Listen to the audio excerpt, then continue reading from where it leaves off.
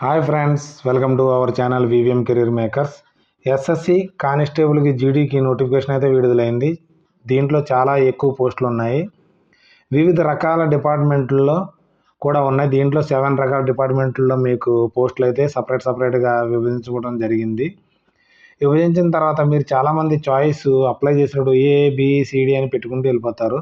అలా పెట్టుకోవడం వల్ల మీకు నచ్చిన చాయిస్ డిపార్ట్మెంట్ దొరక్క చాలామంది డిసప్పాయింట్ అయ్యి ఉద్యోగాన్ని వదిలేయాలని అనుకుంటారు.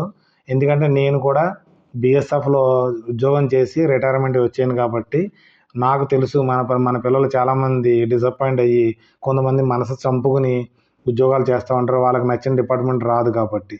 అందుకని డిపార్ట్మెంట్ డ్యూటీస్ కోసం, ఫెసిలిటీస్ కోసం వీడియో చేయాలనుకున్నాను, చేస్తున్నాను మీకోసం.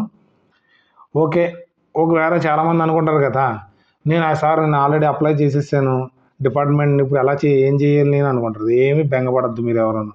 ఎందుకంటే మనకి ఎస్ఎస్సి కరెక్షన్ చేసుకోవడానికి మనకి 3 days సమయాన్ని ఇస్తుంది. ఆ సమయాన్ని మీరు వినియోగించుకుని చాయిస్ని అయితే మార్చుకోవచ్చు, ఎగ్జామినేషన్ సెంటర్ మార్చుకోవచ్చు. అందుకని ఆ అవకాశాన్ని మీరు అందరూ వినియోగించుకోవాల్సి కోరుతున్నాను. ఇప్పుడైతే మనం ఏం నేర్చుకుందారే, డిపార్ట్మెంట్ కోసం అయితే తెలుసుకుందాం పూర్తిగా ఫుల్ డీటెయిల్స్. దేనికోసం? బిఎస్ఎఫ్ కోసం అయితే ఈరోజు తెలుసుకోవడం అయితే జరుగుతుంది. లోగో ఉంది ఇక్కడ. లోగో ఏంటంటే బార్డర్ సెక్యూరిటీ ఫోర్సు. ఇది ఏంటంటే మినిస్ట్రీ ఆఫ్ హోమ్ అఫైర్స్ కింద వస్తుంది. ఇది గవర్నమెంట్ ఆఫ్ ఇండియా వస్తుంది. ఇది సెంట్రల్ గవర్నమెంట్ జాబు. సిఏపిఎఫ్లో ఏ ఉద్యోగం వచ్చినా కానీ అది మన సెంట్రల్ గవర్నమెంట్ జాబు. దీని ఫుల్ ఫామే మనకి బిఎస్ఎఫ్ అని ఉంది, బార్డర్ సెక్యూరిటీ ఫోర్స్. బార్డర్ అంటే ఏంటి? ఇది బార్డర్లోనే ఉంటుంది. ఏమేం బార్డర్లో ఉంటుంది? మనకి పాకిస్తాన్ బార్డర్లో ఉంటుంది, బంగ్లాదేశ్ బార్డరు. ఈ 2 బార్డర్లో కంపల్సరీ మొత్తం బిఎస్ఎఫ్ఏ కవర్ చేస్తుంది. ఏంది? బార్డర్లో సెక్యూరిటీ డ్యూటీ అయితే చేస్తుంది. మీరు ఏం డ్యూటీ చేయాలి? బార్డర్లో కాపలా కాయాలి. ఎందుకంటే అక్కడి నుంచి ఉగ్రవాదులు వచ్చినాయి కానీ, స్మగ్లర్స్ వచ్చినాయి కానీ, వాళ్ళ నుంచి డ్యూటీ చేయడం కోసం దీన్ని అయితే ఏర్పరిచారు బార్డర్ సెక్యూరిటీ ఫోర్స్. ట్రైనింగ్ ఏ విధంగా ఉంటుంది అనుకుంటున్నారంటే మనకి ఇది 9 months ట్రైనింగ్ ఉంటుంది. ప్లస్ 1 month కంబైన్డ్ ట్రైనింగ్ అయితే మీకు ఉంటుంది. మన ట్రైనింగ్ సెంటర్లు మనకు దగ్గరలో ఒకటి బెంగళూరులో ఉంది, తర్వాత టేకిన్పూర్, అది మొత్తం ఇండియాలో చాలా చోట్ల అయితే ట్రైనింగ్ సెంటర్లు ఉన్నాయి. మీకు సెలెక్ట్ అయిన తర్వాత బెంగళూరులో ట్రైనింగ్ ఇవ్వచ్చు, లేకపోతే టేకిన్పూర్లో ఇవ్వచ్చు, హజారీబాగ్లో ఇవ్వచ్చు. చాలా చోట్ల అయితే ట్రైనింగ్ సెంటర్లు ఉన్నాయి కాబట్టి ఎక్కడ వేకెన్సీ ఉంటుందో అక్కడ ట్రైనింగ్ అయితే ఇవ్వడం జరుగుతుంది. ట్రైనింగ్ అయితే కొద్దిగా హార్డ్గా ఉంటుంది, ప్రిపేర్ అవ్వండి. మన తెలుగు ఆడపిల్లలు కూడా ట్రైనింగ్ అయితే భయపడరు. ఎందుకంటే మన వాళ్ళు అంత సత్తా ఉంటుంది కాబట్టి ట్రైనింగ్ భయపడరు అనేసి నాకు తెలుసు. ట్రైనింగ్లో మన వాళ్ళు ఎవరు పారిపోరు. ఎప్పుడు పారిపోతారంటే డ్యూటీ చేసేటప్పుడు పారిపోతారు. ఎందుకంటే వాళ్ళకి నచ్చని డ్యూటీ కాబట్టి పారిపోతారు.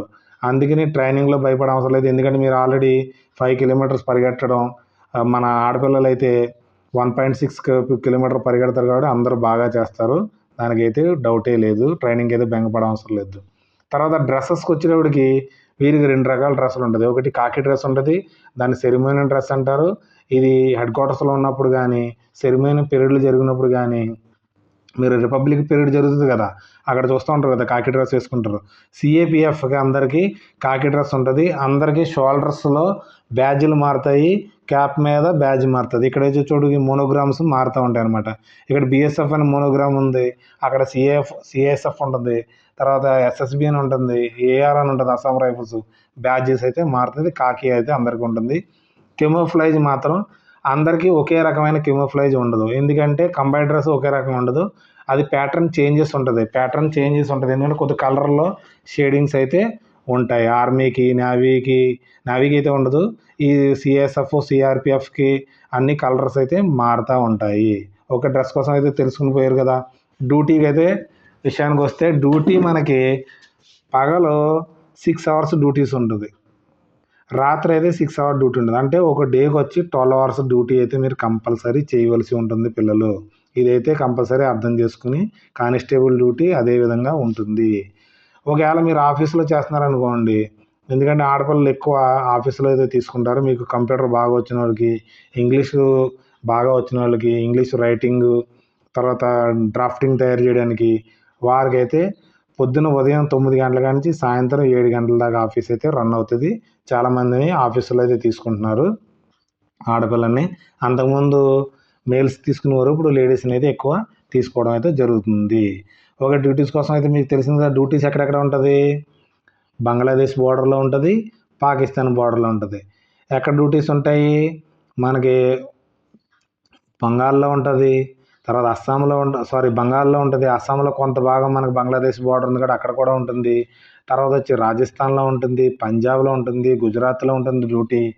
అంటే మన స్టేట్లో ఎక్కడైతే బార్డర్ పాకిస్తాన్ బార్డర్ ఉందో, బంగ్లాదేశ్ బార్డర్ ఉందో అక్కడ అన్ని ప్లేసుల్లో మన బిఎస్ఎఫ్ అయితే ఉంటుంది.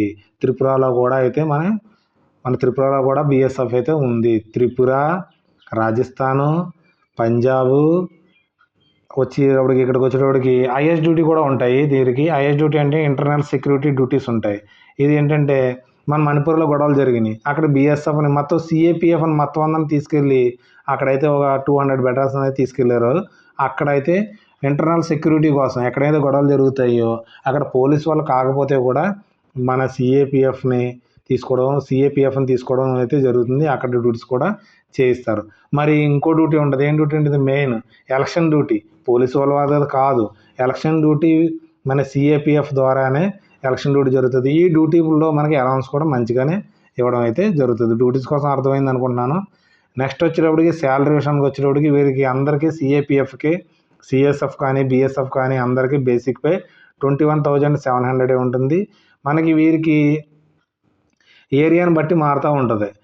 ఎందుకంటే ఒక ఏరియాలో రిస్క్ అలవెన్స్ ఎక్కువగా ఉంటాయి. ఇప్పుడు జమ్మూ కాశ్మీర్లో వచ్చేటప్పటికి మీ శాలరీ ఒక 40,000 వస్తుంది అనుకోండి, 40,000 నుంచి 50,000 మధ్యలో వస్తుంది అనుకోండి. అక్కడ మనకి జమ్మూ అండ్ కాశ్మీర్లో 20,000 నుంచి 30,000 దాకా మనకి ఏరియా బట్టి అలవెన్స్ పెరుగుతుంది. అంటే 50 వస్తుందంటే అక్కడ ప్లస్ 20 వస్తాయి, 70,000 రూపీస్. మన జమ్మూ అండ్ కాశ్మీర్, ఛత్తీస్గఢ్లో డ్యూటీ చేసిన వాళ్ళకైతే అమౌంట్ అయితే చాలా ఎక్కువ వస్తుంది. అదే మనకి పీస్ ఏరియాలో స్టాటిక్స్లో జరుగుతుంటే మీకు 40 నుంచి 50 మధ్యలో శాలరీ అయితే రావడం అయితే జరుగుతుంది. శాలరీ కోసం అర్థమైంది కాబట్టి మంచి శాలరీ అయితే ఇవ్వడం జరుగుతుంది. సెంట్రల్ గవర్నమెంట్ ఫెసిలిటీస్ అన్నీ ఉంటాయి మీకు, టీఏలు, డిఏలు, తర్వాత ఇంకోటి ఉంటుంది ఫెస్టివల్ అడ్వాన్స్ కూడా ఇవ్వడం జరుగుతుంది. డ్రెస్సెస్ అలవెన్స్ కూడా మనకి 10,000 అయితే డ్రెస్ కుట్టించుకోవడానికి ఇవ్వడం జరుగుతుంది. తర్వాత కెమోఫ్లాజ్ అయితే ఫ్రీగానే వాళ్ళు డిస్ట్రిబ్యూట్ చేయడం జరుగుతుంది, మీకు ఎటువంటి ఖర్చు ఉండదు. మెస్ కూడా వాళ్ళే ఇస్తారు, రేషన్ మనీ ఇవ్వడం జరుగుతుంది. కానీ మెస్ కూడా ఉంటుంది కాబట్టి మెస్కి కూడా మీకు ఒక్క రూపాయి కూడా ఖర్చు అవ్వదు. ఉండడానికి కూడా వాళ్ళే ఇవ్వడం జరుగుతుంది. లీవ్స్ వచ్చేటప్పటికి ఏ విధంగా ఉంటుందంటే 2 టైప్స్ ఆఫ్ లీవ్స్ ఉంటాయి మనకి. దాంట్లో 60 డేస్ ఈఎల్ అయితే ఉంటుంది. ఇది 2 విధాలుగా మీరు దీన్ని డివైడ్ చేసుకోవచ్చు. ఏంటంటే 30 డేస్గా డివైడ్ చేసుకుని మీరు సెలవుకి అది కట్ చేసుకున్నారనుకోండి. తర్వాత మీకు ఎందుకంటే 3 months డ్యూటీ చేసి ఒక 30 డేస్ లీవ్ వెళ్ళండి, 3 months డ్యూటీ చేసి 30 డేస్ లీవ్ వెళ్ళండి. అప్పుడు మీకు ఇంటి దగ్గర ఉన్నట్టు ఉంటుంది, డ్యూటీ చేశారని కూడా మీకు ఫీలింగ్ అయితే ఉండదు. ఇంకో లీవ్ ఏంటంటే 15 డేస్ సిఎల్ లీవ్ ఉంటుంది, క్యాజువల్ లీవ్. ఇది ఏంటంటే దీంట్లో ఆర్హెచ్, జిహెచ్ అని ఉంటుంది. దీంట్లో సంవత్సరానికి వచ్చి మీకు 2 ఆర్హెచ్లు అయితే దొరుకుతాయి. జిహెచ్లు వచ్చి మీకు మీరు ఏ డేట్ నుంచి వెళ్తారో ఆ డేట్లో జిహెచ్లు ఎన్ని ఉన్నాయి అన్నీ మీకు అయితే దొరుకుతుంది. ప్లస్ సండేస్ కూడా జరుగుతుంది. ఈ లీవ్ వచ్చేటప్పటికి మీకు 21 డేస్ నుంచి 25 డేస్ మధ్యలో మీకు సిఎల్ అయితే దొరకడం జరుగుతుంది. ఒక్కోసారి 21 డేస్ దొరుకుతుంది, ఒక్కోసారి 25 డేస్ కూడా దొరుకుతుంది. 25 ఎప్పుడు దొరుకుతుంది అంటే మీకు ఎక్కువ సెలవులు, ఆగస్టులో సెలవులు ఎక్కువ ఉంటాయి, అక్టోబర్లో సెలవులు ఎక్కువ ఉంటాయి కాబట్టి 25 డేస్ ఈఎల్ దొరుకుతుంది. లీవ్స్ కోసం అర్థమైంది. మన మహిళల కోసం తెలుస్తుంది. మన మహిళలు ప్రెగ్నెంట్గా ఉన్నారనుకోండి, వారికి 6 months లీవ్ ఉంటుంది. ఇది పెటర్నిటీ లీవ్ అంటారు. 6 months లీవ్ వారికి ఇవ్వడం జరుగుతుంది. వారు 9 month క్యారీ చేస్తున్నప్పుడు ఈ లీవ్ తీసుకుంటే పిల్లలు డెలివరీ అయిన తర్వాత కూడా ఒక 5 months వాళ్ళతో స్పెండ్ చేయొచ్చు. దాంతో ఫలంగా వీరికి సిసిఎల్ లీవ్ అని ఉంటుంది, చిల్డ్రన్స్ కేరింగ్ లీవ్ అని కూడా ఉంటుంది. అది కూడా వీరికి మహిళలకి అయితే ఇవ్వడం జరుగుతుంది. అయ్యో మనకు మహిళలకి ఇంత లీవ్ ఇచ్చారు కదా, మాకు లీవ్ అనేసి మీరు పురుషులు అనుకుంటారు కదా, వారికి కూడా 15 రోజులు పెటర్నిటీ లీవ్కి ఇవ్వడం అయితే జరుగుతుంది. ఇది కూడా మహిళలకి, పురుషులు కూడా ఇది 2 times ఎంటైర్ సర్వీస్లో 2 times అయితే ఇవ్వడం జరుగుతుంది. వారు కూడా 6 months 2 times ఉంటుంది, అంటే ఇద్దరు పిల్లలకి ఇవ్వడం అయితే జరుగుతుంది. ఈ 15 రోజులు ఎందుకు ఇవ్వడం ఏంటంటే మీ వైఫ్కి డెలివరీ అవుతుంది కదా, డెలివరీ టైంలో మీ పిల్లల్ని చూసుకోవడం కోసం 15 రోజులు పిఎల్ లీవ్ అయితే ఇవ్వడం జరుగుతుంది. ఎడ్యుకేషన్ లీవ్స్ ఉంటాయి, చాలా రకాల లీవ్స్ ఉంటాయి. అవి మీరు హెచ్పిఎల్ లీవ్స్ ఉంటాయి, అంటే హాఫ్ పే లీవ్స్ కూడా ఉంటాయి, పెట్టుకోవచ్చు. కానీ మ్యాక్సిమం ఈ 3 లీవులే దొరుకుతాయి మీకు. లీవులు ఉండడం మాత్రం ఒక 30 లీవ్స్ దాకా ఉంటాయి, కానీ అవి అయితే మీకైతే దొరకవు. ఫ్యామిలీ క్వార్టర్స్ ఎక్కడ ఉంటుందంటే, మీరు బోర్డర్లో ఉంటే ఫ్యామిలీ క్వార్టర్స్ ఎటువంటి పరిస్థితుల్లో ఉండవు. ఓన్లీ హెడ్ క్వార్టర్స్లో ఉన్నవారు ఫ్యామిలీ క్వార్టర్స్ అవైలబుల్గా ఉంటాయి. అక్కడైతే మీరు ఫ్యామిలీ పెట్టుకోవచ్చు. అప్లై చేసుకుంటే 1-2 నెలల్లో మీకు క్వార్టర్ అయితే అలర్ట్ అవుతుంది. మీ ఫ్యామిలీస్ పెట్టుకోవచ్చు. ఫ్యామిలీ అంటే చాలామంది పిల్లలు అనుకుంటారు, వైఫే ఫ్యామిలీ అనుకుంటారు. తల్లిదండ్రులు కూడా పెట్టుకోవచ్చు. తల్లిదండ్రులు పెట్టుకోవచ్చు. మీ డిపెండ్స్ ఉన్నారనుకో, మీ సిస్టర్ మ్యారేజ్ అవ్వలేదని మీ సిస్టర్ని పెట్టుకోవచ్చు, మీ తమ్ముడిని పెట్టుకోవచ్చు. మీ కుటుంబం అందరిని తీసుకొచ్చి పెట్టుకోవడానికి అయితే గవర్నమెంట్ అయితే మీకు ఫెసిలిటీస్ అయితే ఇచ్చింది. కాబట్టి ప్రిపేర్ అవ్వచ్చు. ఒకవేళ మీరు హెడ్ క్వార్టర్లో మా ఫ్యామిలీ ఉంటుంది, మేము బార్డర్లో డ్యూటీ చేస్తాం అలా అంటే, వీక్లీ 1 టైం మీకు ఏదో ఒక రోజు సండే కానీ ఏదో ఒక వీక్లీ 1 టైమ్స్ అయితే మీ ఫ్యామిలీ మీట్కి అయితే పంపించడం జరుగుతుంది. అందుకని మీరు పెట్టుకోవచ్చు. మరి ఎక్కడ ఉండదు అంటే ఏంటి, జమ్మూ అండ్ కాశ్మీర్లో కొన్ని చోట్లలో ఫ్యామిలీ క్వార్టర్స్ అయితే అవైలబుల్ ఉండవు. అక్కడ డ్యూటీ టఫ్గా ఉంటుంది కాబట్టి అక్కడ ఫ్యామిలీ పెట్టుకోవడానికి అయితే ఉండదు. తర్వాత ఛత్తీస్గఢ్, ఒడిస్సా ఈ చోట్ల నక్సల్ ప్లేసుల్లో కూడా కొన్ని చోట్ల క్వార్టర్స్ ఉండవు కాబట్టి అక్కడ కూడా మీరు ఫ్యామిలీస్ అయితే పెట్టుకోవడానికి అయితే ఉండదు. ఒకవేళ మీరు ఎక్కడ పెట్టుకోవచ్చు సార్, మరి మా ఫ్యామిలీ ఇంటి దగ్గర ఇల్లు లేదు అనుకున్నారనుకోండి, పెట్టుకోవడానికి అయితే ఉంది. బెంగళూరులో పెట్టుకోవచ్చు. వేరే హైర్ హెడ్ క్వార్టర్లో మీరు అప్లై చేసి అక్కడైతే పెట్టుకోవచ్చు. మరి ఓన్లీ మీకు సెలవుకి వెళ్ళినప్పుడే అక్కడ వెళ్ళడానికి ఉంటుంది తప్ప, కానీ మీరైతే వీక్లీ అయితే పంపించడం అయితే జరగదు. ఫ్యామిలీ క్వార్టర్స్ కోసం తెలిసింది కదా, ఫ్యామిలీ ఫెసిలిటీస్ కోసం తెలిసింది కాబట్టి నెక్స్ట్ మన జాబ్ లొకేషన్ ఆల్రెడీ చెప్పాను మీకు. పంజాబు, రాజస్థాను, తర్వాత గుజరాత్, మనకి జమ్మూ అండ్ కాశ్మీరు, తర్వాత మణిపూరు, తర్వాత అస్సాము, వెస్ట్ బెంగాల్, ఇక్కడ మన అన్ని చోట్ల మీకైతే ఉంటుంది. చాలా లొకేషన్లో ఉంటుంది. ఢిల్లీలో కూడా మీకు మనకి పోస్టింగ్ అయితే ఇవ్వడం జరుగుతుంది. మన పాకిస్తాన్ బార్డర్ ఎక్కడ ఉందో మీకు తెలుసు కదా, పాకిస్తాన్ బార్డర్ ఏ స్టేట్లను కవర్ అవుతుందో ఆ ఏరియా, తర్వాత బంగ్లాదేశ్ బార్డర్ ఏ స్టేట్లను కవర్ అవుతుందో ఆ స్టేట్లన్నీ కూడా మీకు ఈ డ్యూటీ ప్లేస్ అయితే ఉంటుంది. అందుకని ఓవరాల్ ఇండియాలో మ్యాక్సిమం తిరుగుతారు. ఎందుకంటే మీకు ఎలక్షన్ డ్యూటీ పంపిస్తారు, తర్వాత అమర్నాథ్ యాత్ర పంపిస్తూ ఉంటారు.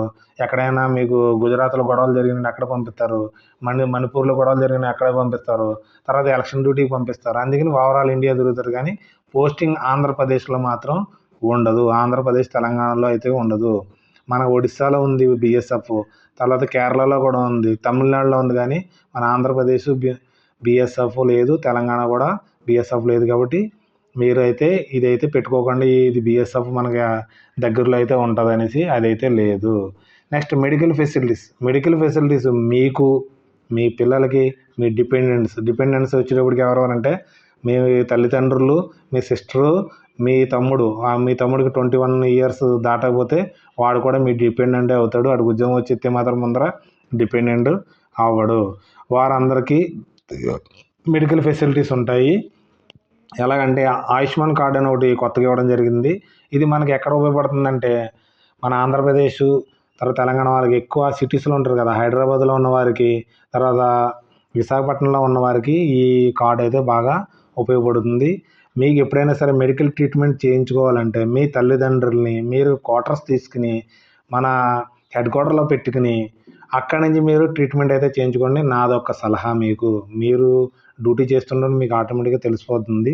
నేను మామూలుగా చెప్పడం అయితే జరిగింది. తర్వాత ప్రమోషన్ వచ్చేటప్పటికి ఒక కానిస్టేబుల్ నుంచి హెడ్ కానిస్టేబుల్ అవడానికి మినిమం 20 ఇయర్స్ పడుతుంది. చాలా లేట్ ఇది ప్రమోషన్లో కొద్దిగా లేటుగా ఉంటుంది. ఈ ప్రమోషన్ కోసం వెయిట్ చేయకండి. 20 సంవత్సరాలు అంటే మీ లైఫ్లో మొత్తం అంతా అయిపోతుంది కాబట్టి, ఏజ్ అంతా అయిపోతుంది కాబట్టి అలా కాకుండా మీరు ఎడ్యుకేషన్ బాగా చదవండి. మీరు ఇప్పుడు ఆల్రెడీ డిగ్రీ చదువుతున్న డిస్కంటిన్యూ అయిపోతారు, లేకపోతే ఇంటర్ కంప్లీట్ అయిన వాళ్ళు దీనికి రావడం అయితే జరుగుతుంది. ఎవరైనా డిగ్రీ డిస్కంటిన్యూ చేస్తున్న వాళ్ళు డిగ్రీని కంప్లీట్ చేయండి. డిగ్రీ కంప్లీట్ చేస్తే ఎస్ఐ డైరెక్ట్ ఎంట్రీ కూడా ఎస్ఎస్సి ద్వారా సిపిఓ రాయొచ్చు. ఎస్ఐ డిపార్ట్మెంటల్ టెస్ట్ ఉంటుంది, దాన్ని కూడా మీరు క్లియర్ చేస్తే సార్ డైరెక్ట్గా సబ్ ఇన్స్పెక్టర్ రావడానికి ఉంటుంది. అది కూడా సార్ మాకు అది కూడా అవ్వలేదు, దాన్ని క్లియర్ చెప్పారంటే ఎవరైతే సైన్స్ గ్రూప్లో ఎంపీసీ చదివిన వారైతే హెడ్ కానిస్టేబుల్ రేడియో ఆపరేటర్ అని, హెడ్ కానిస్టేబుల్ రేడియో మెకానిక్ అనేసి 2 పోస్టులు ఉంటాయి. ఇవి మనకి టెక్నికల్ జాబ్స్. ఇది కూడా మంచి జాబు, బాగానే ఉంటుంది. మీరు ఒక రూమ్ ఇవ్వడం జరుగుతుంది, మీరు పర్సనల్ రూమ్ ఉంటుంది, మీకు బార్డర్లో ఉన్నా కానీ ఇది బాగానే ఉంటుంది. అది దీని నుంచి కన్వర్ట్ అవ్వచ్చు మీరు. ఇది కూడా మీకు డైరెక్ట్ ఎంట్రీలో కూడా ఉంటుంది, తర్వాత డిపార్ట్మెంట్లో కూడా మీకు వేకెన్సీలు ఉంటాయి. కాబట్టి మీకు 3 ఇయర్స్ కంప్లీట్ అయిన వారు డిపార్ట్మెంట్ ఎగ్జామ్ రాసుకోవడానికి ఉన్నది. 3 ఇయర్స్ కంప్లీట్ అవ్వలేదు అనుకోండి, డైరెక్ట్ ఎంట్రీలో కూడా మీరు వెళ్ళి రాసుకుని ప్రమోషన్ అయితే పొందవచ్చు.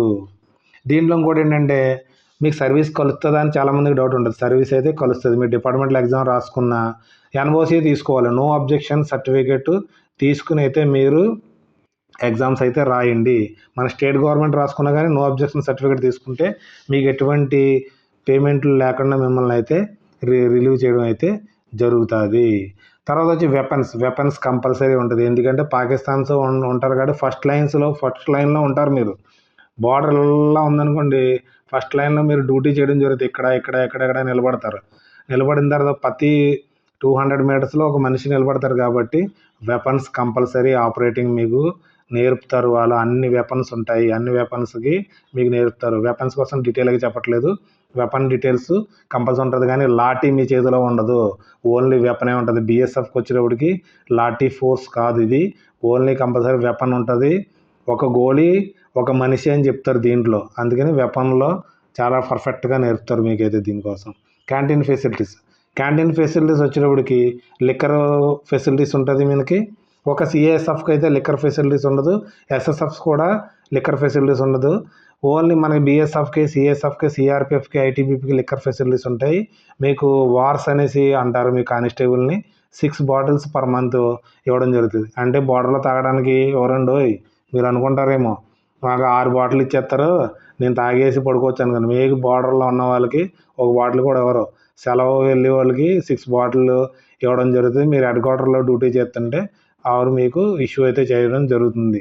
అంతేగాని ఇది బ్యాడ్ హ్యాబిట్ అండి. దీనికి ఎవరైతే అలవాటు పడిపోతారో, మందుకి ఎవరు అలవాటు పడిపోతారో వాళ్ళు ఎటువంటి ప్రమోషన్లు అయితే తీసుకోలేరు. ఎందుకంటే ఒక కానిస్టేబుల్గా వచ్చి బ్యాడ్ హ్యాబిట్లకి, సిగరెట్లు వాటికి దాన్ని పెట్టుకున్నారనుకోండి, అంతే, మీరు హెడ్ కానిస్టేబుల్ అవ్వడం ఉండదు.